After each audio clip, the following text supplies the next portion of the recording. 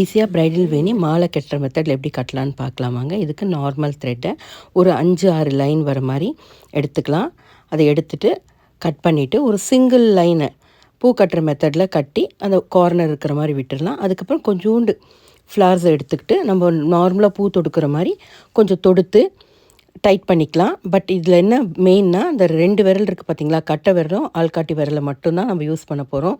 அதை டைட்டாக ஹோல்ட் பண்ணிக்கணும். அந்த த்ரெட்டில் கொஞ்சம் பூ எடுக்கணும், அந்த த்ரெட் மேலே வைக்கணும், ஒரு சுற்றி கீழே இருக்கிற நூலை மேலே கொண்டு வந்துடணும். அவ்வளோதான். ஃப்ளாரை வைக்கணும், அடுத்தது கீழே இருக்கிற நூலை ஒரு சுற்றி மேலே கொண்டு வந்துடணும்.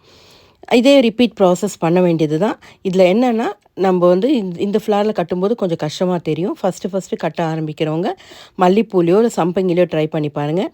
இது கோக்கிற டைமோட ரொம்ப ஈஸியாக முடிஞ்சிடும். பார்க்குறதுக்கு ரொம்ப அழகாக இருக்கும். ஒரு 2 ஃப்ளாரை எடுக்கணும். இந்த பாருங்கள், 2 பூ எடுத்துகிட்டு அந்த 2 கட்டை விரலும் ஆள்காட்டி விரலும் நல்லா டைட்டாக ஹோல்ட் பண்ணிக்கிட்டு அந்த த்ரெட்டை கீழே இருக்கிற த்ரெட்டை மேலே எடுத்து ஒரு ரவுண்ட் எடுத்துகிட்டு வர வேண்டியது தான். இந்த கட்டை விரல் ஹோல்டிங் கரெக்டாக டைட்டாக பிடிச்சாலே போதும், ஈஸியாக கட்டிடலாம். ட்ரை பண்ணி பாருங்கள். ரொம்ப ஈஸியான மெத்தட் தான். இதை முடிச்சாச்சு.